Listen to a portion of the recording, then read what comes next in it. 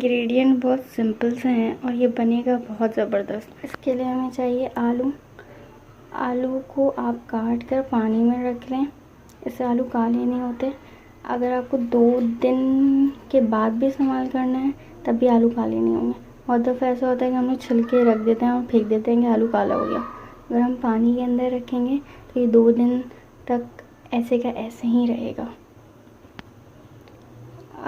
आलू को इस शेप में काट लें, ना ज़्यादा मोटा ना ज़्यादा पतला, क्योंकि ये डीप फ्राई होगा। तो अगर ज़्यादा मोटा होगा तो ये गल नहीं पाएगा जल्दी। 2 टेबलस्पून सॉल्ट, 2 टेबलस्पून कुटी लाल मिर्च, 1 टेबलस्पून कुटी और पिसी काली मिर्च। वो दरमियानी प्याज ले लें और उसको पतला पतला काट लें। कढ़ाई में आप तेल ले लें, तेल गरम हो जाए तो फिर इसमें अनियन डालें, यानी प्याज।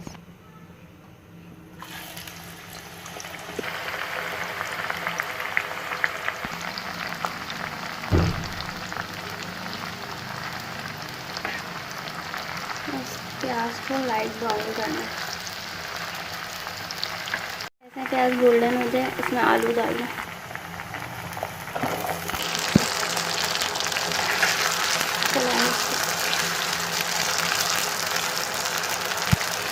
इसमें कुटी मिर्च भी डाल दें,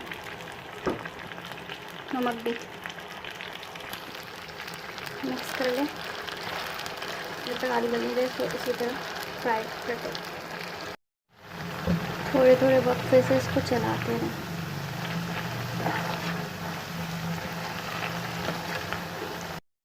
आप आलू को चेक करें, वो गल गया तो इसका मतलब है कि आलू तैयार हैं और इसको डिश में निकाल लें। देखिए हमने जितना ऑयल लिया था ये उतना ही बाकी है। मतलब अगर आप हाई फ्लेम में बनाते हैं तो तेल ज़्यादा नहीं दिएगा और बेहतरीन तैयार होगा। लास्ट में आप काली मिर्च ऊपर से छिड़क दें।